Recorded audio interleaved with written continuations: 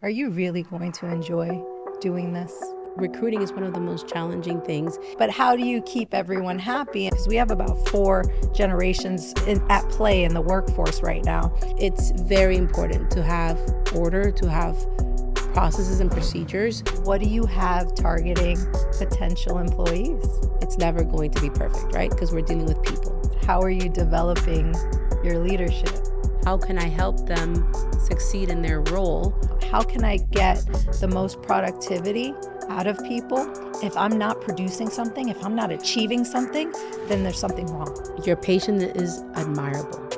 Welcome back, guys, to another episode of AirDnD, and I'm here joined with Maya Irizarry. Welcome, Maya, to our episode. I'm so happy to have you here. Let's start off with you sharing a little bit of your experience, your background, and what got you into this industry. I grew up in New York City. My first opportunity at leadership was by default. I used to run an aquatics program because my first job was I was a lifeguard and then a swimming instructor. And then I got work in the city at a health club. So I used to teach swimming to people. My last year in college was 9/11. Wow. So I was in the city during 9/11. The last semester of school was very different. And so I decided to make a change and go to Florida. My mom was already in Florida. So that put me in a position to look. And then I got into staffing, healthcare, temporary staffing. And by design, I grew through the ranks. I started as entry level, where they literally thought I wasn't going to make it. I was just calling, and I wasn't getting traction as an account manager. And then all of a sudden something clicked. And when it clicked, I started becoming the default trainer. I became a team leader. And then I was a director of sales. And a time came after 7 years that they started making changes. And I said, if you know anyone who's looking, I'm open to opportunities now. Things are changing and my role is shifting. And he said, yeah, I think there's a place for you with our company. My dad would totally benefit from your skills. And I'm like, what would I do in roofing? And so that was where it got started. When David and I started the company 7 years ago, it was basically go, sell a roof, get it done, and it's not until we got to already like 8-10 employees where I was telling David, you know what, no. We need to get some sort of organization. And whether you have 8-10 employees or hundreds of employees like we've had, it's very important to have order, to have processes and procedures. And it's an ever evolving, ever growing thing. Right? One thing that we're trying to focus more on is cross-training, right? Like you just said something very crucial. You can have a good employee, but they may be failing at what the position that they're in, right? And it's not maybe because they're bad. Maybe they're not good at that one task or that one responsibility. You have to kind of, figure out what's their niche. And that's where this year I really want to focus on cross-training. And also, so there was an HR department when I was hired. They were, handling all the compliance stuff. They had the benefits all set up. I wasn't involved necessarily as much. I was under the umbrella of HR, but I wasn't involved as the HR vice president at that time. I grew about 4 or 5 positions in the 4.5 years that I was at the roofing company. And it was because I was willing to see things and take action on them without someone having to tell me to do it. Right. And one of the things when I came in, the VP of HR, he didn't think I would hack it because my assessment report said that I was a salesperson.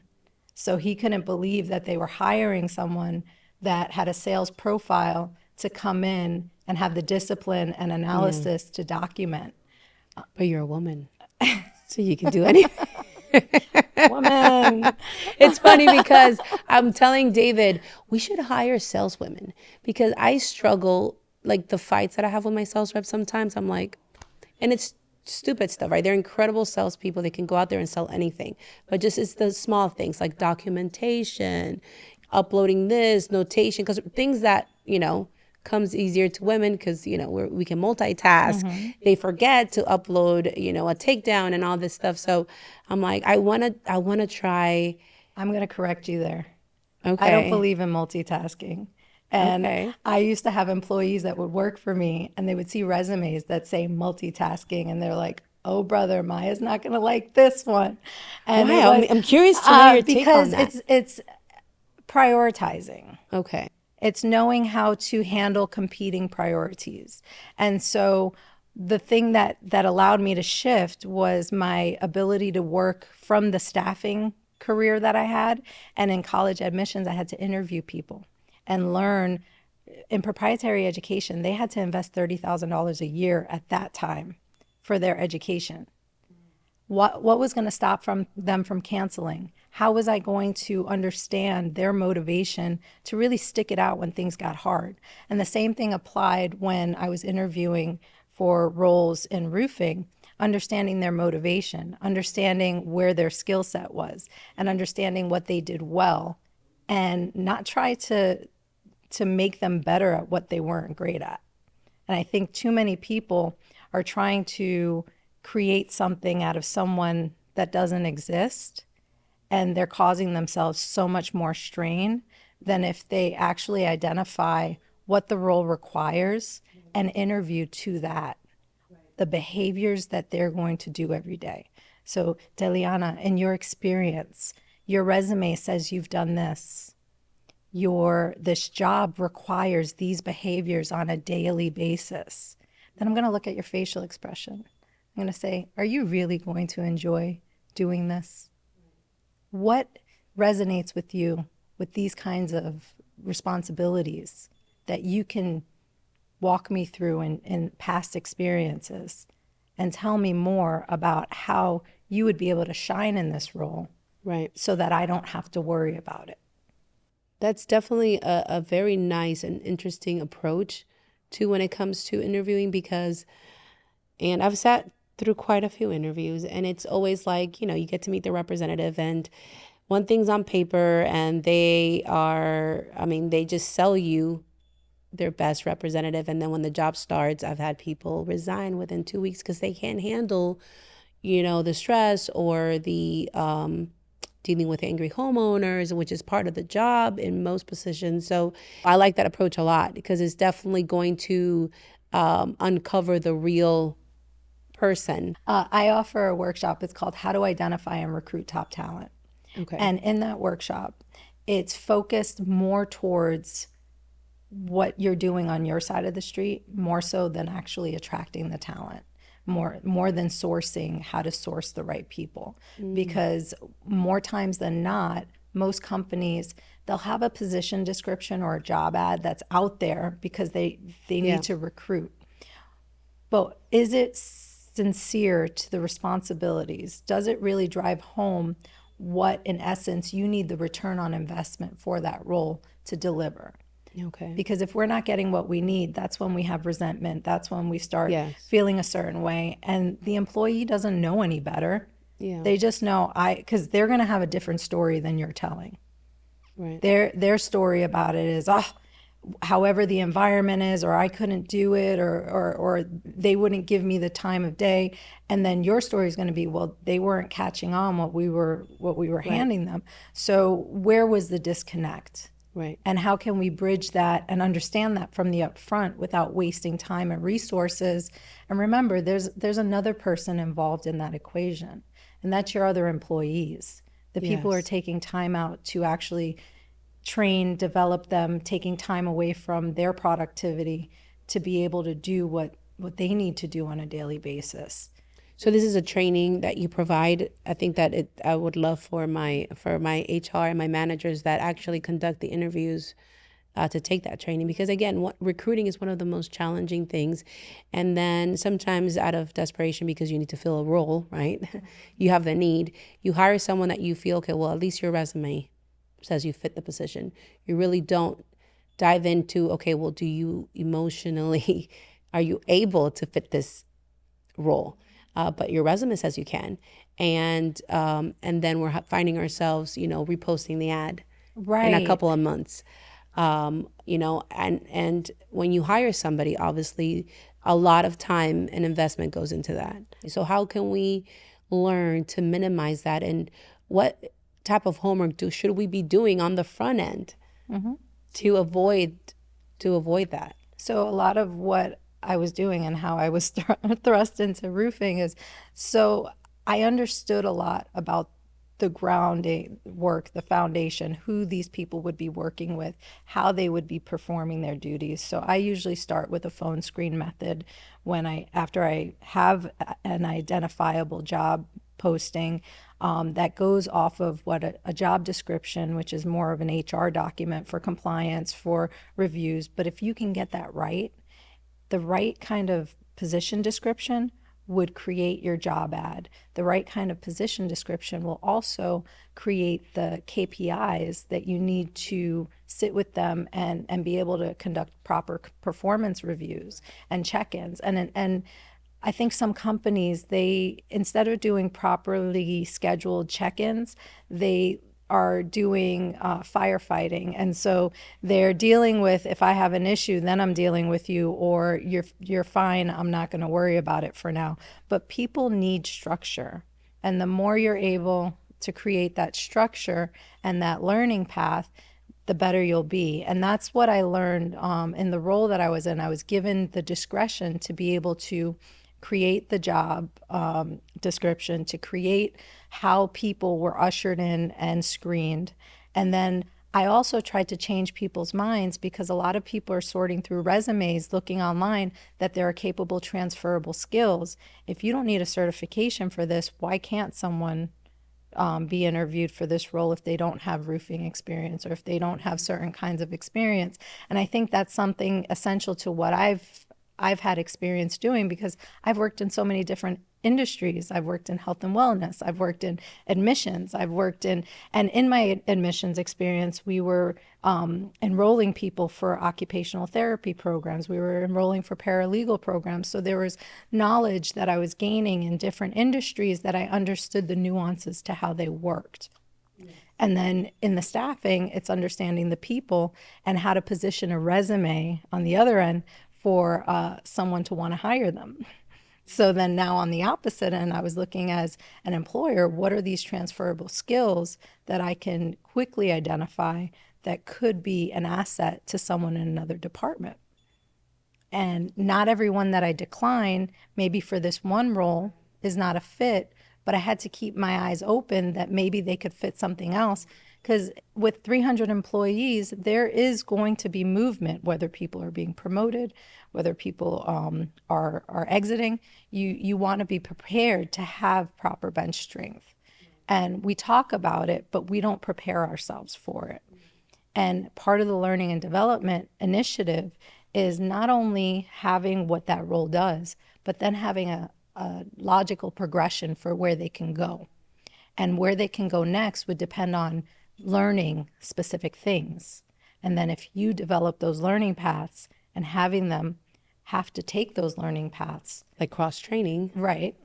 But you make it part of your model, that it's right, that you have a learning, I guess, I know, like a learning management system in the payroll system that I had an integration that I did with their learning management, and we created our own learning paths through that, in order to say, when you come in, part of your onboarding process is to learn these things, these modules. And that's something we started doing recently, and let them know in the beginning, in the interview process. So like, this is the position you're going to be hired for. Here's the job description, but we have other departments, and cross training is going to, there's certain departments that we're going to require cross training in. And I mean, you never know. I've had people move from one department to another because they did cross training and they found a new love for that. You could also create what the logical progressions are, so that they can decide what that path looks like for them. Because just because you want them cross-trained doesn't mean they have an interest. Right. And so you have to give the reason for why. Do we cross-train because it's backup for someone in that role? Do we cross-train because We need you to be exposed to every role, because if a client were to ask you a question about how this process is going to go, you could say with confidence, I've sat in the seat of someone who does that, and they're going to take good care of you. Because I've been in companies where each person is in their own silo and they're blaming the other department. That doesn't make the company look good. And we've been there. We've been there where, you know, each department is like their own little island. So they're just passing the blame. No, this department didn't do it. So that's where I felt that the value in cross-training and learning the responsibilities of that other department, it makes you be more of a team player. Also as an opportunity for them to grow within the organization, because certain positions pay more than others, obviously. So if you learn a position and you like it, you can, and an opening, you know, becomes available, you can apply, and that's also a path to move up. But they have to know what that path looks like. And so if you call it cross training, sometimes it sounds like work. We need to come up with a better name.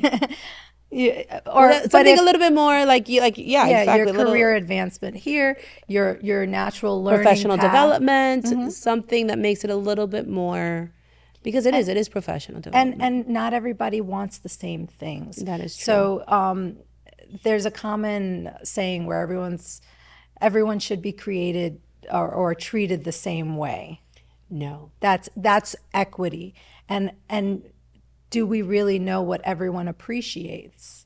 I remember there was a project I had to do when I was in HR, and it was someone was promoting their company was incentives, and they were trying to sell our company on using their company to choose incentives that employees would appreciate for good work. And it's really hard to create that kind of structure, because you don't know. Some people appreciate gift cards. Some people would like a day off. Some people would appreciate a night at a hotel away from the kids with, you know, babysitting covered, but there's not like one fits all, like it's impossible. Yes. Right. But how do you keep everyone happy? And it's really understanding what's going on with your people and getting to know them. Yes. And it's starting from that interview. I say everything starts from the beginning.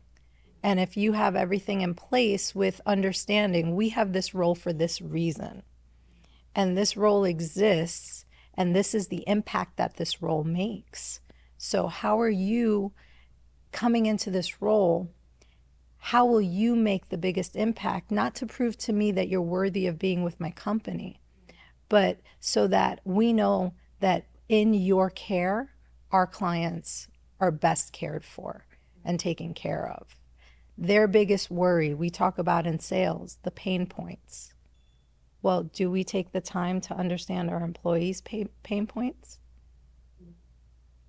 And it's the same thing. The way you want to attract talent, you go to trade shows. You invest a lot in trade shows. And when you put up a trade show booth, are you only looking to target your customer? What do you have targeting potential employees? How do they know about your company's culture? How do they know? And yes, there's a lot of groundwork and a lot of foundation that you need to do. But then I think it's never ending, actually. Like, I feel like, so when we started, obviously we didn't really focus on this area of the company until 4 years ago. You know, survival. I mean, yes. And we got a HR department, and you know, I've always been an advocate for HR, because I've always seen the value and what they go through, and you know, they're the first person an employee goes to when they're upset about something, you know, and I'm always going to be an advocate and, you know, stand up for HR, but it's hard, like you said, it's like a never ending. But that's, you see how you said the employee goes to them. Yes. And that's, HR has such a bad rap. And so at first I had the same stigma because I came from the sales world. Right. And so now I'm the HR lady, you know? Yes. And all of a sudden it's like there's this stigma behind if you go to HR then. And it shouldn't be like that. No, They it should shouldn't. know it's personal development. It is.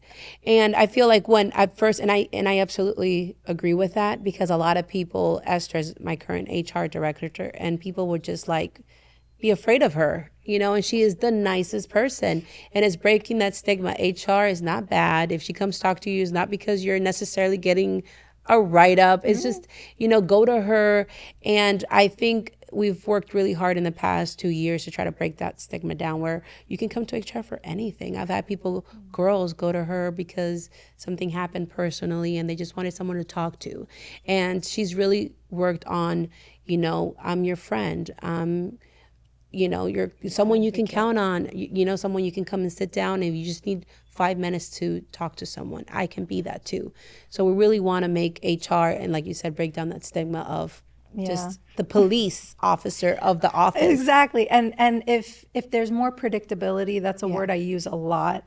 If there are predictable systems, then there's less of that angst. Yes. Like, so and so left the company. Why? Am I next?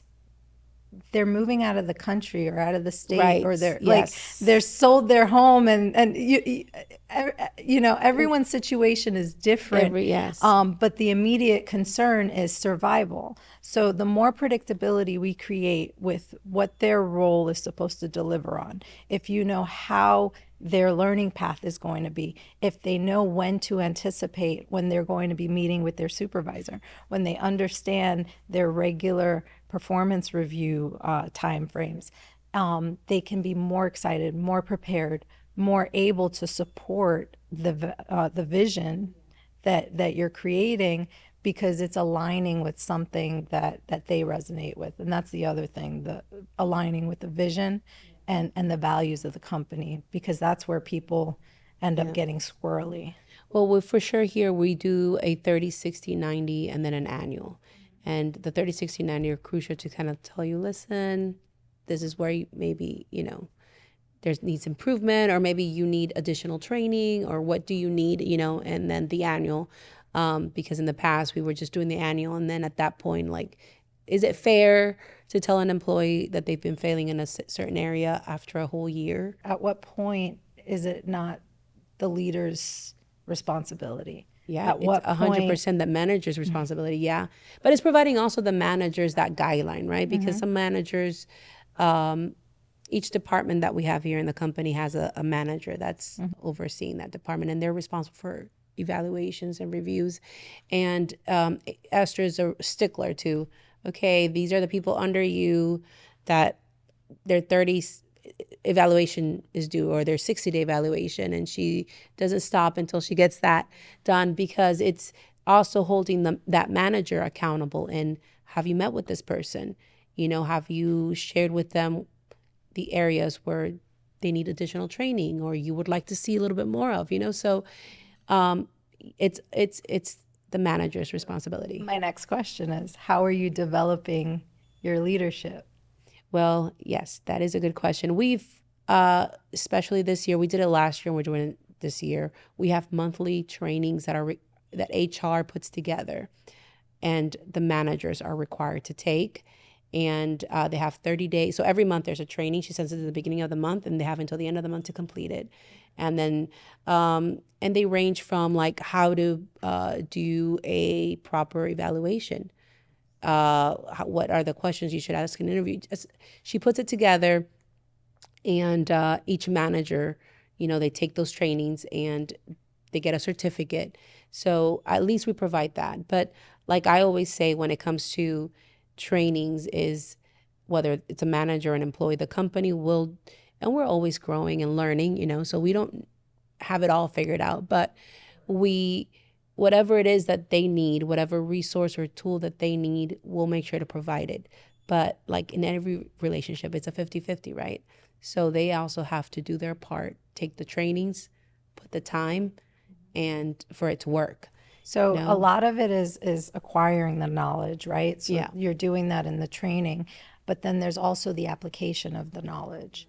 So, and then there's the how we want to do it here, and not leaving it up to chance, that you're leaving it to everyone's personality style.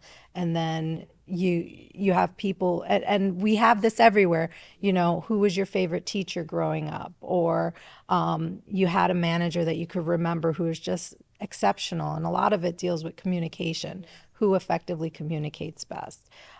There are some people who you promote and then you feel like you've gotten to the point of no return because they were the best at what they did, and then you thought the natural progression was to promote them. Oh my God, I've been there so many times. And so we have tools for that. Well, I appreciate that. And I hope that at the end, like you can Yeah. provide links or maybe your contact information that we can put in the description so everybody can reach out, or if you have links of trainings that people can go to, because this is such a huge thing for employers. Yeah. And again, we have employed hundreds of people, and it's this one, it's just this process that it's like always evolving, right? We're always Yeah. trying to learn. I've gotten to the point, and I want to actually ask you this because again, I've found myself doing this recently. So in the interviews that I've been involved in recently, I don't even really look at the resume that much. If it's a position that's doesn't require certain knowledge, like claims, I would need them to have some sort of like adjusting or insurance experience, know how to use Exactament. Okay, fine. But anything outside of that, what I've found myself doing more is talking to the person, getting into a conversation and see how they handle the conversation, and seeing just their personality, and see if that would be a good fit to the culture of the company. Because my most productive, spectacular employees are actually employees that didn't come from any type of roofing experience. I have a girl that worked at Jeremiah's Ice Cream. I have a girl that was a dishwasher at Kiki's, and they came in, but when I interviewed them, they have the quickness, they have the initiative, they have just the ability to just, I'll figure it out, I'll learn it. And I saw so much value in that. They came in, and now one is it's a manager. She's running a department of 3 people. So, she went from being a dishwasher, working, but because I just saw such an incredible value in her ability to just, whatever it is, I'll figure it out. So my drive here, I was listening to Adam Grant's Hidden Potential, that book.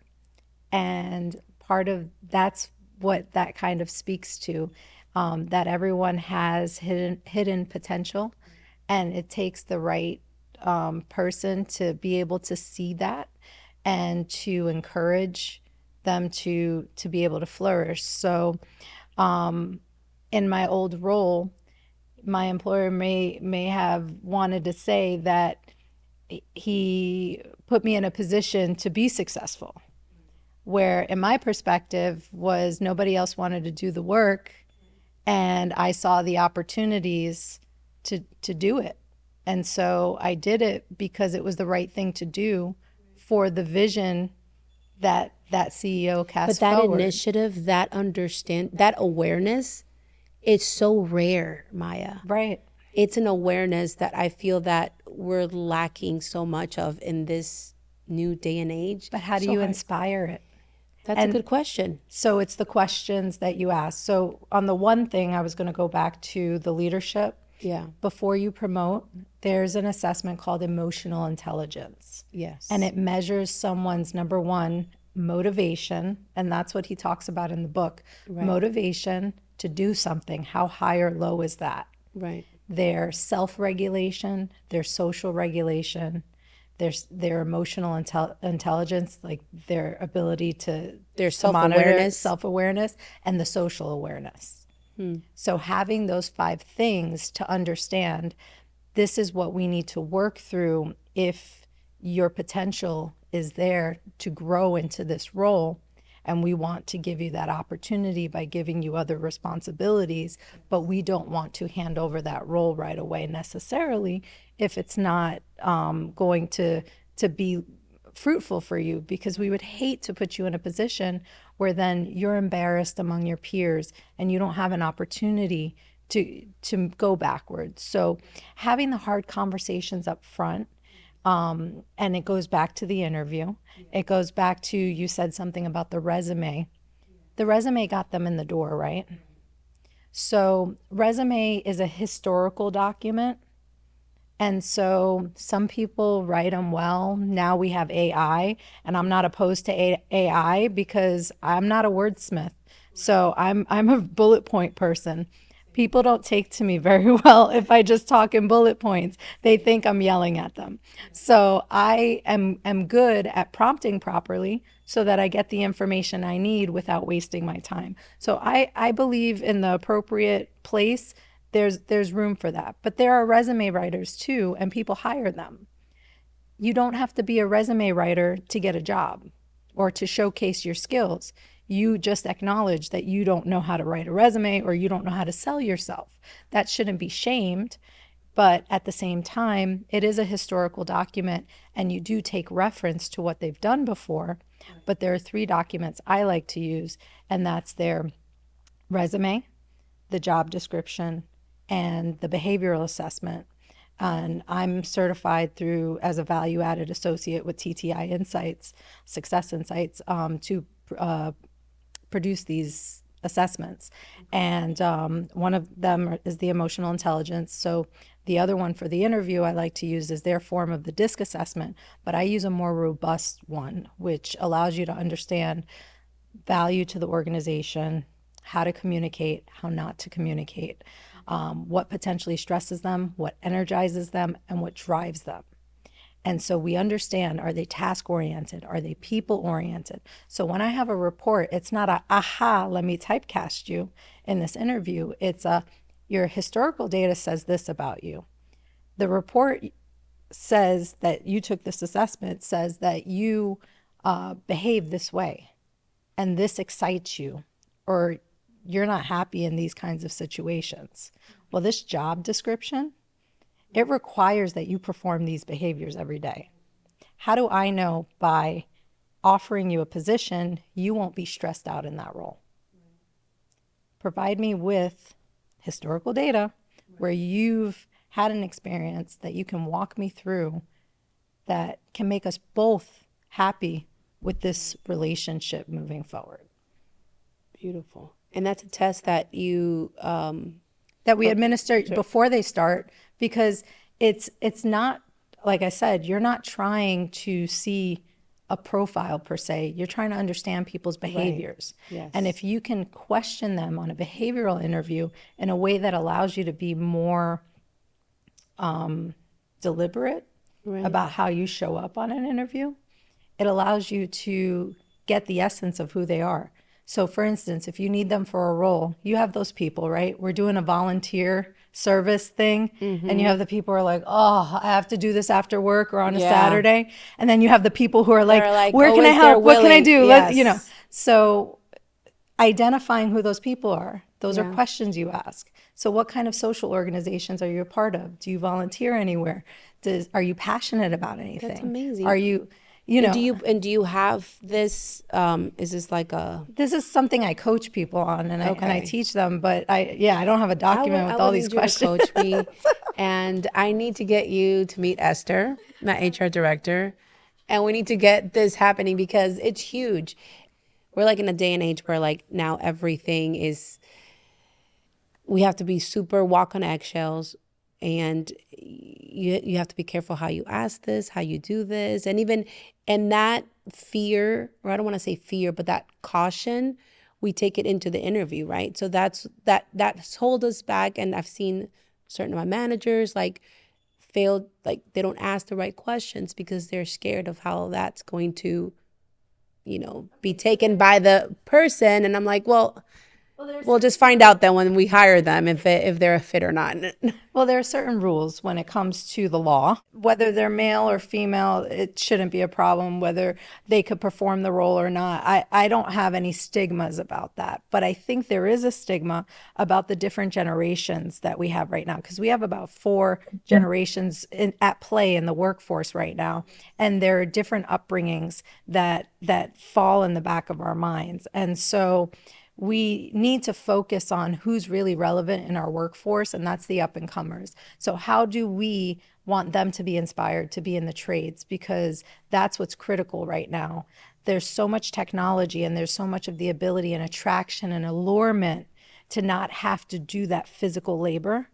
And that's another part of what I did, was the physical trade trainings, teaching them how to install, and showing them what all the proper tools are, and explaining all of that breakdown, and having lessons and modules that were taught, whether it be, for the torch training or for the single ply training, or, we did a lot of that stuff too, the hands-on. So it's number one, creating some kind of program within your organization that also speaks to the hands-on population, because I'm married to a barber. And so if he didn't go to barber school, and he didn't get his license to be able to cut hair, and he was stuck working in the corporate world, he wouldn't be a happy camper.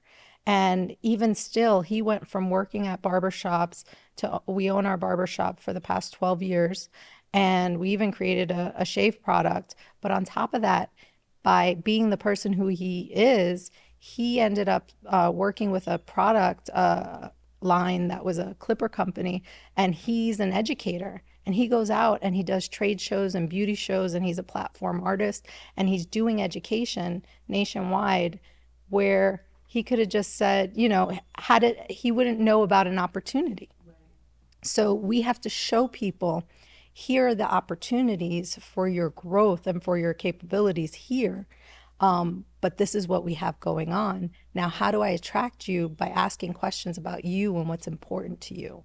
It's not about a stigma about people not wanting to work, because that's what I say. People are like, what kind of clients do you need? And how do you attract, how do I help you get clients? Well, I think after COVID, I think we have all have like PTSD from COVID times. Employers, and it became so hard to recruit after COVID.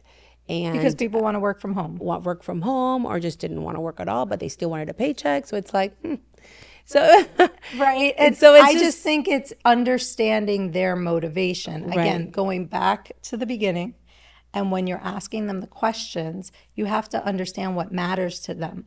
We go into the interview focusing on what we need. Yes. And so we're asking questions that cater to what I need, this is what the position needs, to me. And yes, what we need exactly. Well, that is definitely a different approach that would be very interested to try, because again, when it comes to recruiting, it's like this never-ending struggle, right? And how do you really find? And sometimes it's come to the point where it feels like a gamble, right? Well, let's hire them and see, right? It's 50-50 chance it's going to work. It's like a gamble. Right. But if we can definitely do it right on the front end and better our chances, right? Because again, when we hire someone as an employer, we want it to work out. And give them the responsibility and get out of their way. Yeah. This is what's required. This is what's expected. This is the timeline. Yes. I understand your skill to do this. We established that. What ideas do you have that can help us improve maybe our technology? Maybe we're not doing it in a way that is advanced. And when do you think it's like a good time to say, okay, well, we've given you everything we can to help you succeed in this role, but it's not happening? So what's a good indicator to say, you know what? Well, we can't continue to waste. The first time, I always say this, because if I didn't teach it to you, I'm going to give you the benefit of the doubt that maybe you don't know any better. Right. That's my philosophy as a leader. But at the end of the day, you can't teach everyone, right? Well, that's why you have to qualify them properly up front. Right. And you can't just settle because it's convenient. Yeah. It's a lot of different things at once, because how are we recruiting? How are we out in the community? How are we giving ourselves opportunities to identify talent even when we're not hiring for talent? How are we courting people on a regular basis that when an opportunity arises, we kind of have our feelers out for potential in the market and relationships? Kind of like when we go out and network. We're not going to win over everyone. They're not always going to be our clients. However, they could be the connection or the connector to that next one. And so who do you have? And usually your employees are your best resources for referrals. If they're not referring people to you, it's a concern. You know, it's an area of opportunity. No, we also have a referral program here. Yeah. Yeah. But it's not even if they're enjoying where they are, Yeah, they they're want just their gonna do friends it. around them. Yeah, You know, of it's course. natural. It's great here. We have a great culture, but it's also, it is work, but it's finding that balance of figuring out how can I get the most productivity out of people in their desired areas of expertise, and you know, how do I help them flourish in my environment? Right. And there are a ton of books that you know I could shout out, because as we talk, I'm thinking about different books that I could recommend. Well, I'm actually reading one. I don't know if you read it. It's called Surrounded by Idiots. No. I know. I started reading because the title, I'm like, yes. And then I started reading it. It's super interesting. You should read it. But it definitely describes people like we're all different. And you know the saying that our parents used to say, treat others the way you want to be treated? That's wrong. Because what makes you think that that person, you know, that has a different love language and a different way of viewing things sees the way that you know, like we're different people. And it's understanding how each person, and they divide it by 4 different colors, you know, red and yellow. And it's a very Oh, interesting. it might be affiliated probably with how Yes. DISC is, because okay. it's the colors. The red is the dominance. Yes. The I is influential. Yes. S is for steadiness, and C is compliance. Yes. It's kind of like that, but with colors. Yeah, they have the Yes. colors. Yes. Very interesting. But it does make you realize, yeah, you can't just because you have a certain way of your expectation is this, you have to kind of, again, an emotional intelligence comes into play. Understand, okay, well, let me try to see them from their perspective, from their view, because they come from a different experience. Well, and that's falling in line when you speak to them and you learn about them. It's really digging into the core of who they are, their character, their determination, what inspires them. Because at the end of the day, you can't assume that they grew up like you. I grew up in New York City. I come to Florida, it's a totally different laid back environment. So when I have someone sitting in my office, I can't assume because I'm ambitious and I want to move up the ranks that someone doesn't want to be steady and just know they're safe in an environment that they could just excel every day and not be expected to be pushed to excel to a certain level, because they can be steady and I can depend on them.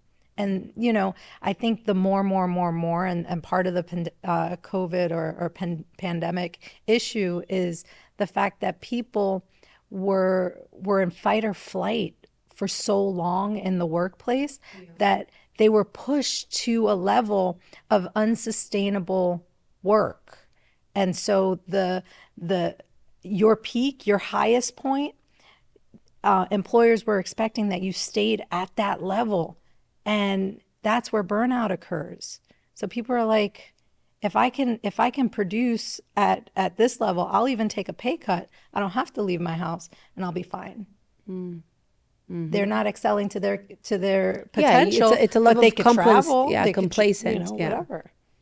Yeah, it's a lot of complacency, and it's like you're gonna find people that are complacent, and I have people that literally have said, no, it's okay. I don't want a promotion. I don't want to grow. I just want my paycheck, my 9 to 5, and that's fine. I guess you need that also in a again, company. Type A personalities. Right. We have this Yes. thing, like this achievement gene that we feel like And we then we always feel- need right. to obtain. Because for me, if I'm not producing something, if I'm not yeah. achieving something, then there's something wrong. There's something wrong. Yes. And that's totally me. And I've had to pull back a little bit because then I want everybody around me to be like that. Mm-hmm. And, when I come across someone that is not like that, I'm like, okay, well, I can't work with you. So try to figure out, is yoga that thing for them?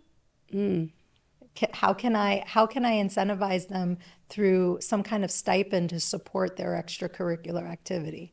How do I offer them some kind of encouragement and nurturing towards what they really value?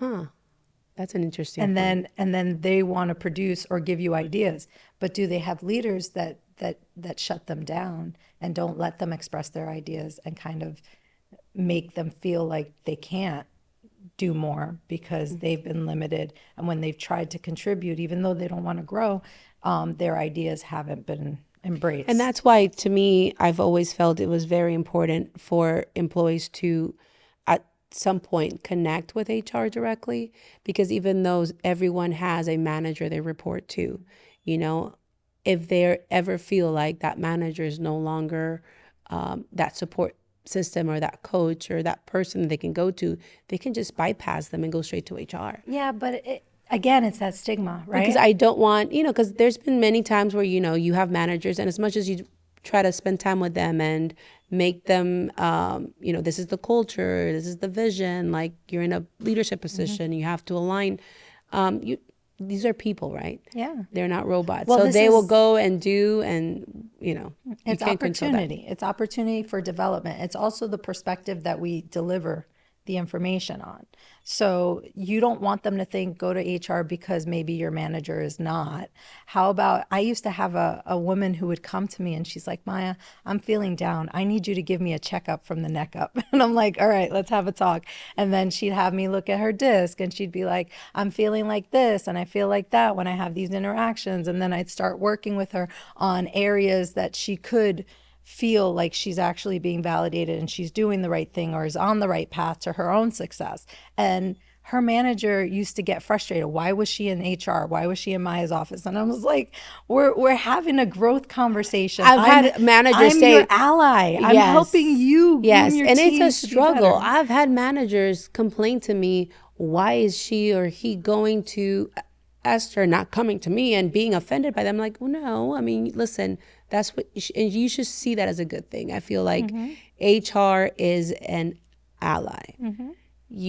She's not there to be, no. So it's also helping managers change that mindset. But I think that's leadership coming together and saying, in our value system and how we work, this is how we respect each other and how we work together. And I think we're so conditioned that someone who's in a leadership role should just know better.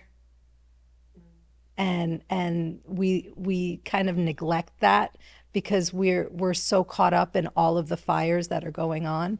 But the better we nurture them to be better, I guess, to their team members. And what I mean by better is more of a support, more encouraged to work things out with them, being more of a problem solver and someone who doesn't have to always do it for them, hires the right people who can actually deliver and problem solve themselves. It's also dedicating time to train them, right? So but there's no time. I know there's no time. Like it's really a challenge, right? But David and I really try to make it an effort to really try to spend a lot of time with our managers, because at the end they're an extension of us. Because as much as I would love to personally sit down and take the time to get to know every employee and cater to them and help them grow in this company, it's impossible, right? I can't do that. So I rely on my HR department. I rely on my managers. And that's a struggle in itself, right? Because again, these are they're managers for a reason. They're great at their job, or but they probably lack people skills, or they lack emotional intelligence. So it's, again, providing them also the tools and the training so they can do their role well. And, you're going to fall into situations where they don't. And then obviously they blame the company as a whole, but it's part It's part of it. It's part of it. But It's it's like a me. never ending.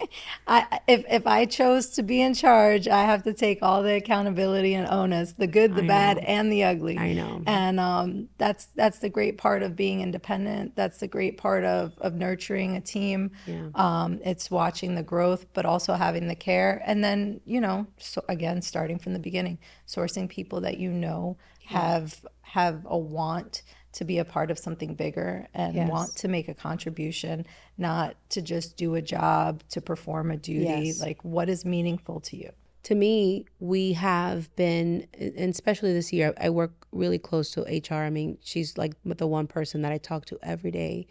And to us, is trying to come up with ways on how we can bring the teams together, the departments together. So we're all one team. Bring the managers together as well. So we started doing this year, like once a month we have game day. So we close the office early, or we block out the office, and for 2-3 hours we do a team building game. Like the next one coming up is a scavenger hunt, where everyone's forced to work together and make it fun. Last month we did. Everybody brought a baby picture and was like, guess who is this baby? Little things like that. We close on Fridays at 3. So giving our employees those extra 2 hours every Friday where they can do their personal errands and stuff. So just coming up with ways. But that's an incentive for, Yes. show them that now that there is technology, embrace the technology to your benefit Yes. too. If we're able to accomplish X, then yeah, go Yes. do what you need to do. Yep.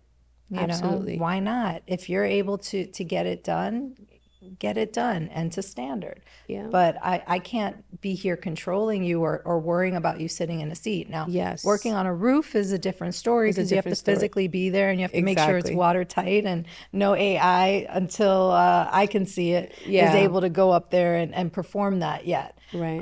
But there's a motivation there as well that Yes. if you take them away from the roof too early to do something like that, they would be upset with you. Yeah. No, with our field staff, it's fun. It's funny because when we do events like that in the office, my field staff is always the ones that miss it because they're obviously out on the field.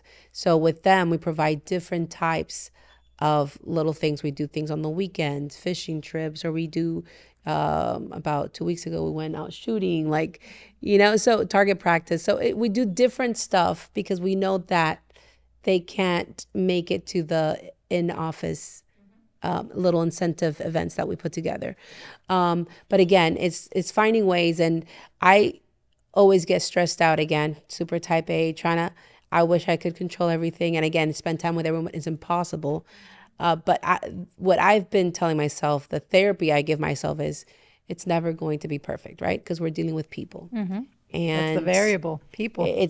that's the variable. And even though people are their greatest asset to the company, they're also the biggest variable in the equation. It always changes, and people change. And one person that is here and they love it, probably wants to move to another company or to another state or to another opportunity, and I can't, Or I they can't want to control stay that. where they are. Or There's they a- want to stay where they are, or they want to, try something different. You can't control that. So it's learning to be okay with that, and it's never going to be perfect. But as long as we're trying to come up with ways to, stay on top of all the different tools and platforms that exist now that didn't exist back then, Right. to help it make it easier, like And the we trainings can't, that you provide. yeah, and we can't begrudge them because we Yeah. grew up and we didn't have the technology, Yes. and we had to do things manually. Yes. Well, they're looking at us like, why are you doing it manually? You could do it so simply like this, and Listen, it I cuts am the old time. school, and people are still trying to get me like, No more paper. no more Deliana. paper. And I'm like, and here I am printing and signing off on it. And they're like, you could just, why did you print it? I'm like, because I need the paper.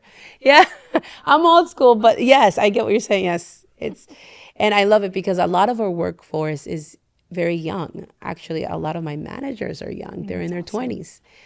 Incredible. But again, it's with like you said, the different generations you see, they all have strengths and their weaknesses. And it's trying to how can I help those weaknesses so they can be better? Well, I don't even help weaknesses. I want to have them excel in their genius. So I like to find where they are best. I had an HR team where I had each person specifically working on different things. I got into HR. I didn't really know the compliance. So I made sure to hire an HR coordinator that had compliance and loved to do research so that I know if I can reference something, I can make decisions. But I'm not going to go and do all the reading necessarily that it takes to understand what needs to be done. So I need someone to provide me with that, and then I'll make the appropriate decision. So I have to put the right, reliable person next to me and all the people around me that have the expertise, because I'm a good decision maker and I'm a good strategist. So I can put the pieces where they need to go.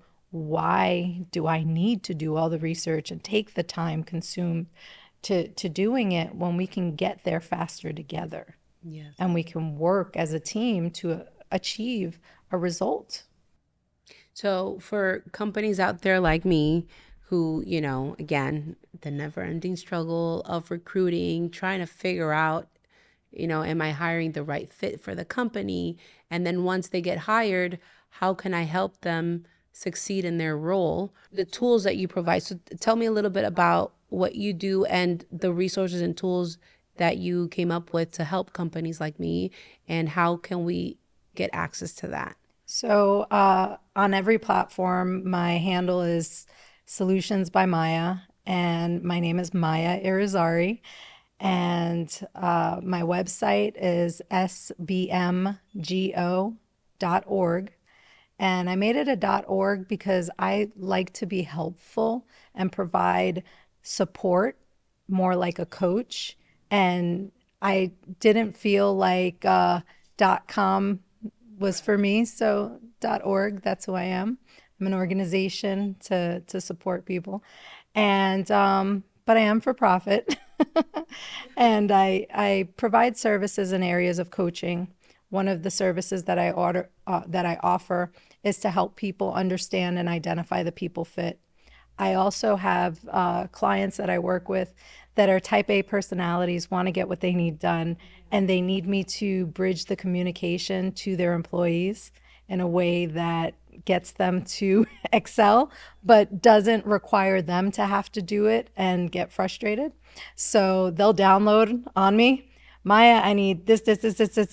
I don't understand why they're not this, and then I'll go ahead and I'll translate. And then would you also are you able to make the determination is once you've been able to analyze that employee and say, okay, well, this is what the employer needs from this person. Yeah. And after talking to the employee and analyzing them, they're not going to be able to provide them with that. Well, at that point, would you be able to say, you know what, this person is not a fit for this position, or is that something also you're able to do? Because I feel like I do it in a different way. So I'll say their behavior profile would say that they're more inspired by these kind of activities. We have them in this that are area. not the ones you want. Where, and you're going to always find something great about what they're doing. It's just, it's not the essence of what they need to be doing to fulfill a full-time role. So how do we help them excel in the company? And if they don't want to participate or we don't have that role, then we have to have that conversation. The goal, though, is to start from the beginning. Whenever we make new hiring decisions, whenever we bring anyone in, we take into consideration what these roles are, what the expectations are, and how to really find someone who has the skill set we need to make a contribution and not become a drain on everyone else. So, and a lot of the time, your interpretation of what you're saying, same thing as the book you're reading. The interpretation of what you think you're giving them, they may not understand it. And they may not tell you because they don't want to hurt your feelings or they want to please you. So then we come down on them because they're not doing what we told them. You should know because I told you. So you want to educate and make sure that, okay, this is what I asked you to do. This was your interpretation. What I needed was this. and having the patience to take a step back and educate. And then through the form of education, if they still don't catch on, it could be one of two things. There's a thing called level of discretion. Have you heard of that? No. It's the capacity constraints that people have. So if you're hiring someone for a receptionist role, you're only expecting for them to have a day's work of retention, right? Because they're just picking up phones. But you ask questions like this on an interview, when do you know you need to do the next task? Are you given something and you wait for your manager to deliver something back to you? Or do you think you already know what's the next logical step? Can't assume that everyone knows the next logical step. I don't care how put together they are, how nice they look, and how well-spoken they are. Doesn't mean that their brain processes the same way that yours. And yours is, I know you with numbers and everything else, amazing. Just some really, but my mind is always too fast. And I've found myself in trouble, not in trouble, but frustrated and at times angry because I need to learn to, again, my worst thing is thinking that everybody's like me, right? But you have to meet them where they are. Yes. And that's something that I personally need to grow and understand and learn that part. Because that I've found myself, especially in the past couple of weeks, and I'm like, but is it fair to them? Is it fair to me? You know? Well, but a lot of the frustrations for the clients that I have, I've walked them off the cliff because when I've delivered information after talking to the employee, a lot of my talking with the employee is just asking them questions. Wow. How do you do this? They say this is what's expected of you. Walk me through how that process goes. Is it you just adopted Adobe versus the DocuSign, which was like this? Why is it not working? Are you wasting time there and you can't get to this? Your patience is admirable. I admire that level of patience because that is my biggest I guess weakness is impatience.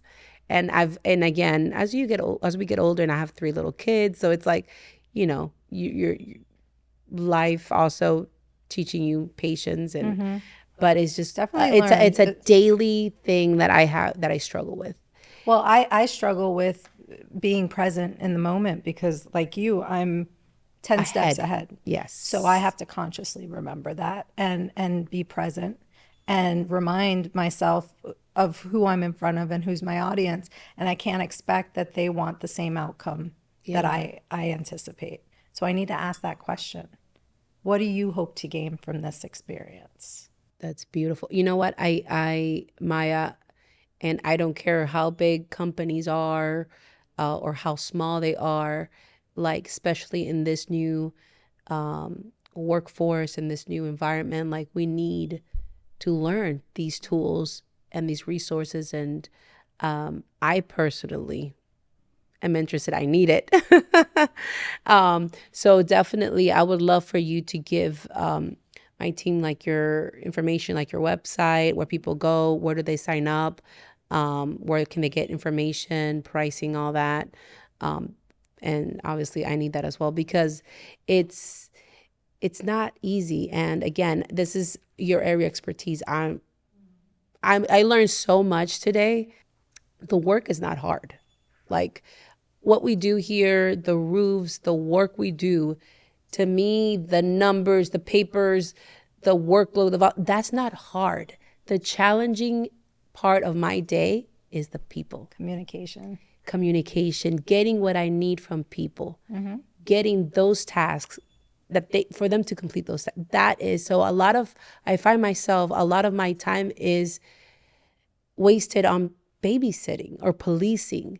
You know, sometimes I spend hours in our CRM system just going through jobs and why hasn't nobody touched this job? It hasn't, and I'm policing everything. And I'm like, but is that the best use of my time? Because the best use of my time is to be working on business development and continue to always on how I can grow the company. So I need to learn how to let go of that, And letting go is part of it. Yes. Having the right people, understanding the mission, vision, and values. And that's another part of what I do. I have a program called the Prioritized Leader, and it's helping leadership teams. There's an assessment, and it's understanding where everyone's focus is when it comes to their purpose, people, pace, perception, which is the innovation, and their profit. But really, what you say to the team that you need versus what they understand, and having everybody working on the business once a month and talking about where we need to be as a company, so that we all recalibrate onto the same mission, vision, and values. Because when I was in that HR role, the best thing that I had was values. The company had their values stated, and I believed in them. So when someone came to me with a complaint or a concern, or I had to have some kind of performance conversation, I would go back to the values. Here at the company, our value for this is such. So we believe that the customer is valued, and that we approach them in the kindest manner, even if they're not right. So, however, in this case, this is how you approached it. So this is what we expect, and moving forward, how can I have your commitment to handling it this way in the future? But then having that set value system, because remember, where do people go when they get frustrated? Can they lean on your values to support that everything's going to be better? It's just a thing that happens, or there's nothing to support them. So they get frustrated, and then they start to commiserate. And when they start to commiserate, that festers, and then it starts breaking down the business. So how do you avoid that? Predictability, value system, getting people, when you're interviewing, that understanding that they believe in the same type of values that you uphold in your company. Then you won't have friction when things come up, and you can actually debate something versus having conflict. And debating is healthy, and HR is a place to support you, help you nurture your growth, be compliant so that we're safe here as a company and no one's job is on the line, but also be a place where you're held accountable, because people need structure and they need accountability. And that's what the HR resource is going to provide to the company. Beautiful. I love it. I love it. I think that having what you do, all those resources and tools, and taking advantage of them is going to cut back on a lot of headaches. Well, if you're Or that's proactive. if you're proactive. And again, So- my HR director has done a phenomenal job. But again, she, as an HR director, she's more focused a lot on compliance. And I've seen also her struggle with the part of connecting Yes. on an emotional, important. it's, yeah. So it's more like compliance. We need to get this paperwork filled out. You haven't turned this in, and it's the other aspect, the emotional aspect, that it's the And hardest. I'll leave you with this thought. So when we have fire departments everywhere, right? Yes. They could be fighting fires every second of the day, right? But their main initiative is getting out in the community and being proactive, teaching people safety procedures, and teaching them how to prevent the fires, prevent the destruction, prevent the issues. That's why we have safety teams, and we try to be ahead of things, because if we're doing it right, we have more deliberate people who are actually aware of how to perform their duties, and then we're not reactive. But if we're always going around fighting fires and we're not teaching prevention, Yeah. it's everyone's responsibility in the process. Even Yeah. though we own it as the company leaders, Yeah. there's also an ownership and an accountability that we have to Yes. expect, Correct. but we have to set the foundation for what that looks like. Correct. Yep.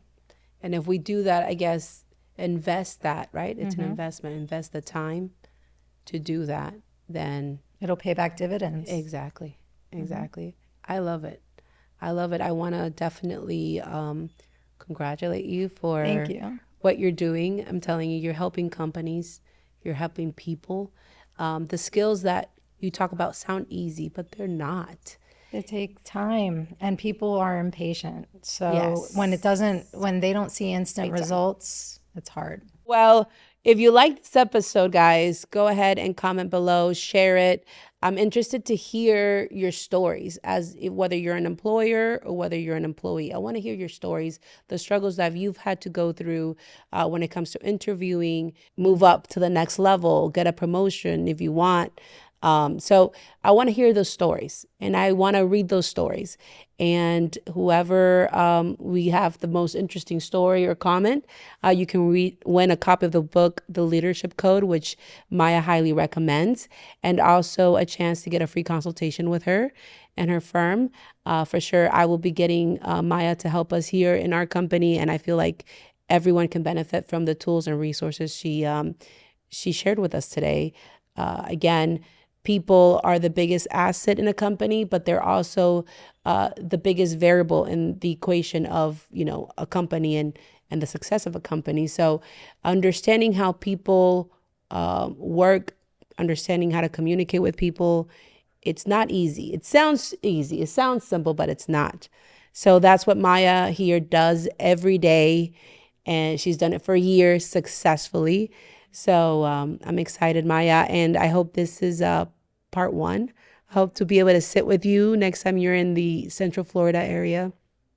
And hopefully we'll be able to read some of the comments and questions people have had, and you can talk to them directly and provide your feedback on those situations. Absolutely. And I think I would like it if those questions are asked and I can answer them directly in a Oh, video. absolutely. Even if I'm not here, I can send them over to you and participate with Yes. the answers. So you have my responses on video, and everyone wins because everyone will get a response. That's true. So now you hear it. So if you have a question, you want to share something with Maya, get her feedback or input on something, post it below, and she will be able to comment on it, or at least send a video reply. I think that would be pretty neat. And I loved it. Thank you so much, Maya, for your time. And I appreciate it. And again, we're going to do this again soon. Yes, I thank you for the opportunity. My goal is to impact people in a positive way that allows them to live in their most authentic life. And part of that is being happy in the work that they do, but also living out their best skills. And a lot of people haven't peaked at that point yet. Yeah. Awesome. Well, thank you. Thank you.